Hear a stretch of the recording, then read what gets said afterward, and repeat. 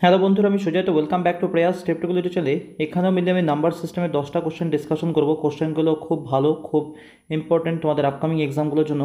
তো যারা railway group D বা এনটিপিসি বা ডাব্লিউবিপির এক্সামের জন্য প্রিপারেশন করছো, যে এক্সামের জন্যই প্রিপারেশন করছো, প্রত্যেকটা এক্সামের জন্য এই অঙ্কগুলো ইম্পর্টেন্ট। তো ভিডিওটা ভালো করে দেখো, আর পেন এবং পেপার সঙ্গে নিয়ে বসো, আর প্রপারভাবে মিলে প্র্যাকটিস করো।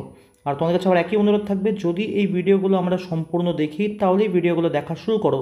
যদি আমরা একটা দুটো অঙ্ক দেখে আমাদের আর সেই মানসিকতা নেই সম্পূর্ণ ভিডিওটা দেখার, আমি তোমাদেরকে অনুরোধ করবো তোমরা এই ভিডিওটা দেখো না। ক্লিয়ার? তো ফার্স্ট কোশ্চেন দেখো আমাদের কি বলেছে। 101 থেকে শুরু করে 200 পর্যন্ত এর মান কত? তো ফার্স্ট অফ অল এই ধরনের অঙ্কগুলোর ক্ষেত্রে মিলে আমরা যোগফল কীভাবে বের করি মাথায় রাখবে। আমাদের যেটা হচ্ছে ফার্স্ট টার্ম সেটা হচ্ছে 101, আর লাস্ট টার্ম যেটা সেটা হচ্ছে 200। যদি এদের মধ্যে গ্যাপ আমাদের সেম থাকে তাহলে আমরা কি করব, ফর্মুলা আমরা বলবো নাম্বার অফ টার্মস, অর্থাৎ n/2। এখানে আমরা লিখবো হচ্ছে ফার্স্ট টার্ম, আর তারপরে আমরা লিখবো হচ্ছে লাস্ট টার্ম। তাহলে এই ফর্মুলা অনুযায়ী আমাদের যোগফল কিন্তু বেরিয়ে যাবে। তাহলে দেখো আমাদের n হচ্ছে যেটা হচ্ছে সংখ্যা, মানে আমাদের এক্স্যাক্টলি বেসিক্যালি আমরা যদি বলি ফার্স্ট টার্ম থেকে শুরু করে লাস্ট টার্ম পর্যন্ত কতগুলো টার্ম আছে বা কতগুলো সংখ্যা আছে। 101 থেকে শুরু করে 200 পর্যন্ত, তাহলে আমরা বলতে পারি 100টাই সংখ্যা আছে। তাহলে আমরা লিখবো হচ্ছে 100/2। ফার্স্ট টার্ম কত আমাদের 101, আর লাস্ট টার্মটা কত আমাদের 200। বাস আমাদের এখান থেকে তাহলে যোগফল বেরিয়ে যাবে। 100কে 2 দিয়ে ভাগ করলে আমরা পাচ্ছি 50, আর এদিকে 101 আর 200 যোগ করলে আমরা বলছি হচ্ছে 301। 301কে 5 দিয়ে গুণ করলে কত বলবো, আমরা বলবো 5 × 5, 5 0 0, আর 3 5 হচ্ছে 15, আরেকটা শূন্য বসবে। তাহলে আমাদের যেটা অ্যান্সার দাঁড়াচ্ছে সেটা হচ্ছে অপশান সি, অর্থাৎ 15,050। তাহলে অপশান সি আমাদের অ্যান্সার। কি বললাম, n/2 ব্র্যাকেটে ফার্স্ট টার্ম প্লাস হচ্ছে লাস্ট টার্ম। এনটা কি, কতগুলো আমাদের পদ আছে বা কতগুলো সংখ্যা আছে। 101 থেকে শুরু হচ্ছে আর 200 পর্যন্ত, তার মানে বেসিক্যালি আমরা বলতে পারি 100টা সংখ্যা আছে। তাই আমরা বললাম হচ্ছে 100/2 গুণন হচ্ছে 101 প্লাস হচ্ছে 200। তাহলে আমাদের অ্যান্সার 15,050। ক্লিয়ার? Next question. 2 নম্বর কোশ্চেনটা কি বলেছে, একটি শ্রেণীতে মোট শিক্ষার্থী 3/5 অংশ ছাত্রী, বাকিরা ছাত্র। যদি ছাত্রীর 2/9 অংশ এবং ছাত্রের 1/4 অংশ স্কুলে অনুপস্থিত থাকে, তবে মোট শিক্ষার্থী কত অংশ শিক্ষার্থী স্কুলে উপস্থিত আছে? খুব সুন্দর। তাহলে ফার্স্ট অফ অল আমাদের মোট শিক্ষার্থী কত আছে, মোট শিক্ষার্থী 3/5 অংশ, মোট শিক্ষার্থী 3/5 অংশ হচ্ছে আমাদের ছাত্রী, এখানে আমি গার্লস লিখলাম। এবার আমাদের কি বলেছে, 2/9 অংশ হচ্ছে আমাদের ছাত্রীর, আবার 2/9 অংশ ছাত্রীর, 2/9 অংশ আমাদের গার্লস, আর এখানে আমাদের 1/4 অংশ হচ্ছে বয়েজ, 1/4 অংশ হচ্ছে বয়েজ। সেটা কি আছে, অ্যাবসেন্ট আছে, অনুপস্থিত। এবার আমাদের বলেছে মোট শিক্ষার্থীর কত অংশ শিক্ষার্থী স্কুলে উপস্থিত আছে। এগুলোর ক্ষেত্রে সবথেকে সহজ অ্যাপ্রোচ আমি যেভাবে করি সেটা হচ্ছে, দেখো প্রথমত হচ্ছে 5, 9 আর এই 4, এই তিনটার লসগু নিয়ে নাও। তাহলে 5 আর 9 গুণ করলে হচ্ছে 45, আর 45কে 4 দিয়ে গুণ করলে আমরা পাবো 180। অর্থাৎ আমরা বলবো যে টোটাল আমাদের শিক্ষার্থীর সংখ্যা হচ্ছে 180। তার মধ্যে আমাদের মেয়ে কত বলেছে, 180-র 3/5 অংশ। 180-র আমরা 3/5 কত বলবো, 5 দিয়ে যদি 180 কাটি আমরা পাবো হচ্ছে 36। তাহলে আমরা বলবো মেয়ের সংখ্যা আমাদের হচ্ছে 108। ছেলের সংখ্যা আমরা কত বলবো, 80। 180 থেকে 108 মাইনাস করে দাও, অর্থাৎ 72। এবার দেখো কি বলেছে, মেয়ের ছাত্রীদের 2/9 অংশ অনুপস্থিত। তাহলে 108-এর যদি 2/9 অংশ অনুপস্থিত থাকে, তাহলে উপস্থিত আমরা কত বলতে পারি, 2/9 অংশ অনুপস্থিত, তাহলে উপস্থিত আছে হচ্ছে 7/9 অংশ। কত, 108-এর 7/9 অংশ ছাত্রী আমাদের উপস্থিত। আর ছেলেদের ক্ষেত্রে দেখো 1/4 অংশ হচ্ছে অনুপস্থিত, তাহলে উপস্থিত কত বলবো, 72-এর আমরা বলবো 3/4 অংশ। আশা করি বুঝতে পারছি। তাহলে 9 দিয়ে যদি আমরা 108 কাটি কত পাবো, 12, আর 7/12 কত দাঁড়াচ্ছে আমাদের 84। সেমভাবে 4 দিয়ে যদি আমরা 72কে ভাগ করি আমরা পাবো 18, আর 3×18 আমাদের হচ্ছে 54। তাহলে যেখানে মেয়ে রয়েছে মানে ছাত্রী রয়েছে উপস্থিত 84 জন, আর ছাত্র রয়েছে উপস্থিত হচ্ছে 54 জন। যোগ করলে কত পাবো, 84 আর 54কে যোগ করে দাও, আমরা বলতে পারি 138 জন উপস্থিত রয়েছে। আমাদের বলেছে মোট শিক্ষার্থী কত অংশ শিক্ষার্থী স্কুলে উপস্থিত আছে, তাহলে 138 জন উপস্থিত রয়েছে কতজনের মধ্যে, টোটাল কতজন, 180। তাহলে আমরা নিচে লিখবো 180। বাস এবার আমরা করব কাটাকাটি।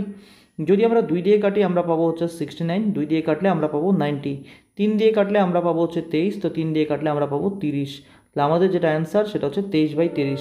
তাহলে অপশান এ আমাদের অ্যান্সার। খুব সহজ, আমি অনেক কিছু বোঝানোর জন্য লিখলাম, কিছুই না, জাস্ট শুধুমাত্র লসাগু করা আর তারপরে শুধুমাত্র গুণ করে বের করে নেওয়া। ক্লিয়ার? Next question. 3 নম্বর কোশ্চেনটা দেখো কি বলেছে, রাম তার সম্পত্তির 1/3 অংশ তার স্ত্রীকে, বাকি সম্পত্তির 3/5 অংশ তার কন্যাকে দেন। সে তার বাকি সম্পত্তি তার পুত্রকে দেন, যা হচ্ছে 6,400 টাকার সমান। তবে সম্পূর্ণ সম্পত্তির মূল্য কত? এখানে আমরা সেম কনসেপ্ট অ্যাপ্লাই করব। দেখো আমরা কি করব, 3 আর 5 এদের লসাগু কত হয়? 15। আমরা ধরবো পুরো সম্পত্তির তার যে মূল্য সেটা হচ্ছে 15 টাকা। এবার 15 যখন আমরা 1/3 অংশ বের করব, তাহলে সে স্ত্রীকে দিচ্ছে হচ্ছে 5, বাকি থাকবে কত? 15 থেকে 5 মাইনাস করে দাও, তাহলে আমরা বলতে পারি বাকি থাকছে 10। 10-এর আবার 3/5 অংশ দেবে কন্যাকে, তো 10-এ যদি 3/5 অংশ সে কন্যাকে দেয়, 5 দিয়ে 10 কাটলে 2, তাহলে আমাদের কন্যাকে দিল সে 6। তাহলে পড়ে থাকছে কত? 10-এর থেকে আবার 6কে মাইনাস করে দাও, তাহলে আমাদের পড়ে থাকছে 4। তার মানে আমরা বলতে পারি যে 4 যেটা সেটাই কিন্তু সে তার পুত্রকে দিচ্ছে, অর্থাৎ 4-এর মান আমাদের 64 আর দুটো শূন্য, 6,400। একের মান আমরা কত বলবো? সেটা হচ্ছে 1600।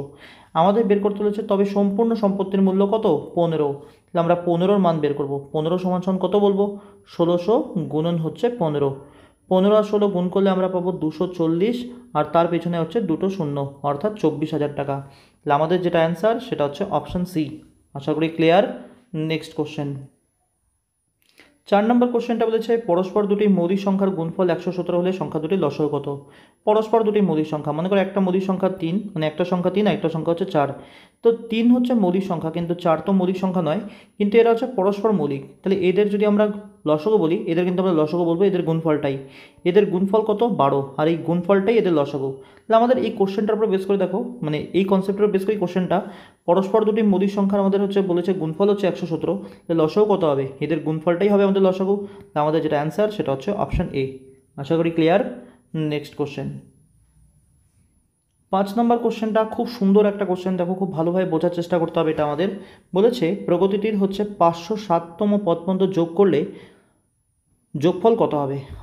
প্রগতিটির 507তম পদ পর্যন্ত যোগ করলে, মানে 560টা টার্মকে আমাদের যোগ করতে হবে। এবার তুমি দেখো একটা সিরিজটা দেখো কীভাবে আছে। প্রথমে আমাদের হচ্ছে 1 -1 2 -2, আবার দেখো 1 -1 2 -2। তার মানে বুঝতে পারছি এই 4টা করে আমাদের একটা করে সেট। এখানেও দেখো আবার সেম আমাদের হচ্ছে মানে সিরিজটা রিপিট হচ্ছে। এবার দেখো 507 বলেছে আমাদের। 507কে যদি আমরা ভেঙে নিই, তাহলে আমরা বলতে পারি হচ্ছে 504 যোগ 3। 504 যে আমাদের হচ্ছে সংখ্যাটা আছে সেটাতে 4 দিয়ে ভাগ যায়। যদি 504কে আমরা 4 দিয়ে ভাগ করি কত পাবো? আমরা বেসিক্যালি বলতে পারি এদিকে হচ্ছে 4 বারং আমাদের হচ্ছে 48, আর এদিকে আমাদের হচ্ছে 6, অর্থাৎ 24। 424 6 126। 126 গুণন 4 প্লাস হচ্ছে 3। এবার ব্যাপারটা কি বলতে চাচ্ছি আমি, দেখো যদি আমি 507 যে আমাদের পদপন্থ যে যোগ করতে বলেছে সেটাকে নিয়ে ভেঙে নিই, 504টা সংখ্যা প্লাস 3টা সংখ্যা, আর এই 504টা সংখ্যা মানে আমরা বলতে যাচ্ছি 126টা সেট। 4টা করে সংখ্যা নিয়ে 126টা টোটাল হচ্ছে সিরিজ হবে আমাদের। এবার দেখো প্রত্যেকটা সিরিজের যোগফল, যেখানে 4টা করে টার্ম নিচ্ছি, যোগফলটা কী দাঁড়াচ্ছে? এই 1 আর এই -1 যোগ করলে আমাদের কেটে যাবে, এই 2 আর এই -2 যোগ করলে কিন্তু আমাদের কেটে যাবে, অর্থাৎ 4টা করে যদি আমরা সংখ্যা নিই এদের যোগফলটা দাঁড়াচ্ছে 0। তাহলে 126টা যদি আমরা বেশি হচ্ছে সিরিজ বলি, যেখানে 4টা করে আমরা টার্ম নেব, তাহলে এদের যোগফলটা কিন্তু আমাদের 0 হবে। তাহলে বাকি থাকছে জাস্ট আমাদের 3টা টার্ম। এই 3টা টার্ম মানে কোনটা কোনটা আমরা বলবো? আমরা এই 3টা টার্ম মানে বলবো হচ্ছে 1, হচ্ছে -1 আর 2, এদের যোগফলটা বলবো। এবার দেখো ব্যাপারটা, যদি 1 -1 আর 2কে যদি আমরা যোগ করি, তাহলে এই 1 আর -1 তো কেটে যাচ্ছে, তাহলে আমাদের অ্যান্সার কত হবে? সেটা হচ্ছে 2। তাহলে অপশান ডি আমাদের অ্যান্সার। আশা করি বোঝাতে পারলাম। তবুও যদি কারোর কোনো ক্লিয়ার মানে কনসেপ্ট যদি ক্লিয়ার না হয়ে থাকে, তোমার যদি ডাউট থেকে থাকে, তোমরা আমাকে সেটা কমেন্ট সেকশনে কমেন্ট করবে, আমি আবার সেটা নেক্সট ভিডিওতে ক্ল্যারিফাই করে দেওয়ার চেষ্টা করব। 6 নম্বর কোশ্চেন দেখো কি বলেছে, 85 মিটার লম্বা একটি রডকে 2 অংশে ভাগ করা হয়। যদি একটি অংশ অন্য অংশের তুলনায় 2/3 গুণ হয়, তবে বড় অংশের দৈর্ঘ্য কত? তাহলে 85 মিটার লম্বা আমাদের একটা হচ্ছে রড আছে, আর এটাকে মিলে আমরা বলেছি 2/3 অংশে ভাগ করা হয়েছে আমাদের বড় অংশের দৈর্ঘ্য। তাহলে আমরা কি বলবো? ছোট অংশ যদি 2 হয়, বড় অংশ 3, এদের যোগফলটা কত দাঁড়াচ্ছে? আমরা বলতে পারি 5। তাহলে আমরা বলছি 5-এর মানই আমাদের 85। এই হিসাব মতো আমরা একের মান কত বলবো? সেটা হচ্ছে 17। আমাদের বের করতে হয় বড় অংশের দৈর্ঘ্য। বড় অংশের দৈর্ঘ্য হচ্ছে 3, তাহলে 3-এর মান আমরা কত বলবো? সেটা হচ্ছে 51। তাহলে অপশান ডি আমাদের অ্যান্সার। আশা করি ক্লিয়ার। Next question. 7 নম্বর কোশ্চেনটা বলেছে 3-এর পাওয়ার 1/3, 2-এর পাওয়ার 1/2, 1, 6 সমস্ত 1/6, 6-এর পাওয়ার 1/6, এর মধ্যে বৃহত্তম সংখ্যা কোনটি? তাহলে ফার্স্ট অফ অল দেখো 3-এর পাওয়ার আমাদের আছে হচ্ছে 1/3, 2-এর পাওয়ার আমাদের আছে হচ্ছে 1/2, এখানে আমাদের হচ্ছে 1, আর 6-এর পাওয়ার আমাদের আছে হচ্ছে 1/6। প্রথম যেটা কাজ সেটা হচ্ছে আমাদের যে পাওয়ারগুলো যে আছে তাদের হচ্ছে যে হর আছে 3, 2 আর 6, এদের লসাগু দেখে নেওয়া। তাহলে 2, 3 আর 6-এর যদি আমরা লসাগু বলি সেটা আমরা বলবো হচ্ছে 6। আমরা কি করব, প্রত্যেকটা সংখ্যার উপরে পাওয়ার আমরা লিখবো হচ্ছে 6, মানে পাওয়ার প্রত্যেকটার উপরে 6 করে দেবো। তাহলে 3-এর পাওয়ার 1/3 যেটা ছিল তার উপরে পাওয়ার আমরা 6 করলাম, 2-এর পাওয়ার যেটা হাফ ছিল তার উপরে পাওয়ার করবো 6, 1-এর উপরে পাওয়ার করবো আমরা 6, আর 6-এর পাওয়ার যেটা আছে 1/6 তার উপরেও আমরা পাওয়ারটা রাখবো 6। এতে হবে কি, এতে হবে হচ্ছে ভিতরে যদি কোনো একটা সংখ্যার উপরে পাওয়ার থাকে আর ব্র্যাকেটের বাইরে যদি কোনো একটা পাওয়ার থাকে, তখন আমাদের ভিতরে পাওয়ার সাথে বাইরে পাওয়ারটা গুণ হয়ে যায়, অর্থাৎ আমরা বলি হচ্ছে যেমন হচ্ছে এর পাওয়ার হচ্ছে mn, এরকমভাবে। তাহলে এই 3-এর সাথে যখন এই 6 গুণ হবে তখন আমরা বলবো 3-এর পাওয়ার 2। সেমভাবে 2-এর সাথে যখন 6 গুণ হবে তখন আমরা বলবো হচ্ছে 2-এর পাওয়ার হচ্ছে 3। সেমভাবে 1-এর পাওয়ার 6 মানে 1 হবে, আর এই 6-এর সাথে এই 6 যখন কেটে যাবে তখন আমরা বলবো 6-এর পাওয়ার 1। তাহলে আমরা 3-এর পাওয়ার 2 মানে বলবো 9, 2-এর পাওয়ার 3 মানে আমরা বলছি 8, এটা আমাদের 1, তো এটা আমাদের 6।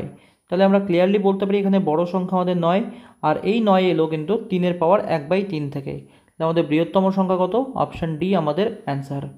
এখানেও দেখো আমি প্রত্যেকটা স্টেপ ধরে ধরে বোঝানোর জন্য অনেক কিছু লিখলাম, এটাও কিন্তু আমরা চাইলে 1 থেকে 2 লাইনের মধ্যেই সলভ করতে পারি, শুধু আমাদের বোঝার উপরে ডিপেন্ড করে। এবার আমি একটা হোমওয়ার্ক দিচ্ছি, তোমরা আমাকে এটা কমেন্ট সেকশনে কমেন্ট করবে।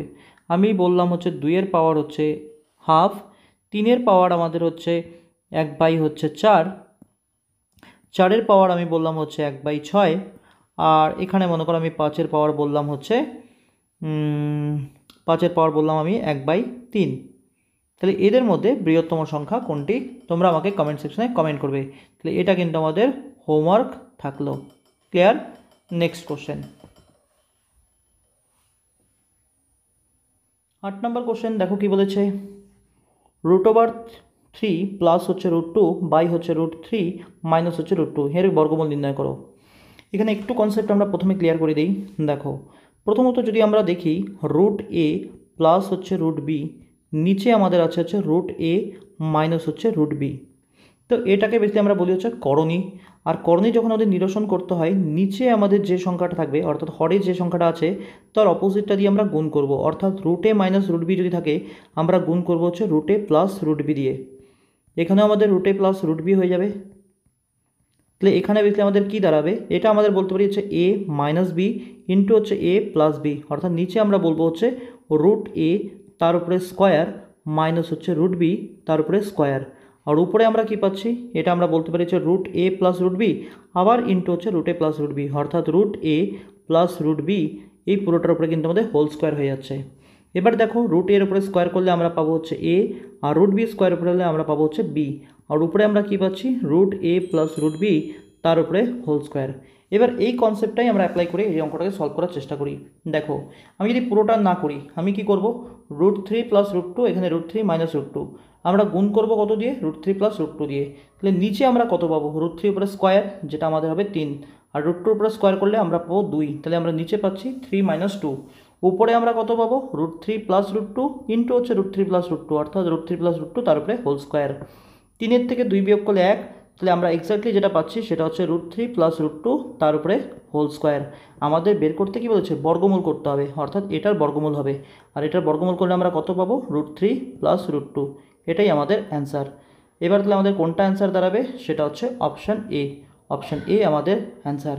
এটা যদি কনসেপ্ট যদি ক্লিয়ার আমাদের হয়ে থাকে তো তোমরা আমাকে কমেন্ট করবে √7 প্লাস হচ্ছে √6, নিচে আমাদের হচ্ছে √7 মাইনাস হচ্ছে √6, তাহলে এটার বর্গমূল কত হবে, এটার বর্গমূল কত হবে তোমরা আমাকে কমেন্ট সেকশনে কমেন্ট করবে, এটাও হোমওয়ার্ক। ক্লিয়ার? নেক্সট কোশ্চেন, 9 নম্বর কোশ্চেন কি বলেছে, 1 প্লাস 2 প্লাস 3 ডট ডট করে প্রগতিটির কততম পদ পর্যন্ত যোগফল 5050 হবে। তাহলে 1 থেকে শুরু করে যদি আমরা n সংখ্যক পর্যন্ত সংখ্যার যোগ করি তাহলে সেই যোগফলের ফর্মুলা আমরা প্রত্যেকেই জানি, যেটা হচ্ছে n into n plus 1 by হচ্ছে 2। তাহলে এই কনসেপ্টের উপর বেস করেই মেনলি আমাদের অঙ্কটা করতে হবে। তাহলে আমরা কত দূর পর্যন্ত যোগ করবো জানা নেই, আমরা লাস্ট টার্মটা n ধরে নিলাম, তাহলে সেটা আমরা বলছি হচ্ছে n ইন্টু n প্লাস 1/2, আর সেই যোগফলটা আমাদের কত বলেছে, সেটা হচ্ছে 50 এই যোগফলটা বলে দিয়েছে। এবার দেখো এই অপশান থেকেই যদি আমরা টেস্ট করি, যদি আমি n এর মান যদি 50 ধরে নেই তাহলে n এর মান এখানে 50 রাখবো, এখানে আমি বলবো হচ্ছে 51 বাই হচ্ছে 2 দিয়ে 50 কাটলে কত পাবো 25, আর 25 আর 51 গুণ করলে তো আমরা এই যোগফলটা পাচ্ছি না, তাহলে এটা আমাদের অ্যান্সার হবে না। সেমভাবে যদি আমরা 51 বলি, এনের জায়গায় যদি আমরা 51 ধরে নিই, তাহলে n+1, তাহলে এটা আমাদের হয়ে যাবে 52। এটাকেও যদি আমরা 2 দিয়ে ভাগ করি, তাহলে এইটা কিন্তু আমরা মিলি 5050 পাবো না। যদি এনের জায়গায় আমরা 100 ধরে নিই, তাহলে আমরা বলবো হচ্ছে 100 গুণন হচ্ছে 101 বাই হচ্ছে 2। 2 দিয়ে 100 কাটলে আমাদের হচ্ছে 50।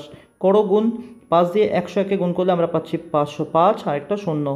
তাহলে স্যাটিসফাই করে যাচ্ছে আমাদের এই যোগফলটা, আমরা এটাই পাচ্ছি। তাহলে ক্লিয়ারলি আমাদের যেটা অ্যান্সার সেটা হচ্ছে অপশন সি। এই ইকুয়েশনটা সলভ করতে গেলে কিন্তু আমাদের অনেকটাই সময় সাপেক্ষ হবে। আমি বলবো এখানে আমাদের অপশান টেস্ট করে সবথেকে বেস্ট উপায়। ক্লিয়ার? তাহলে অপশান সি আমাদের অ্যান্সার।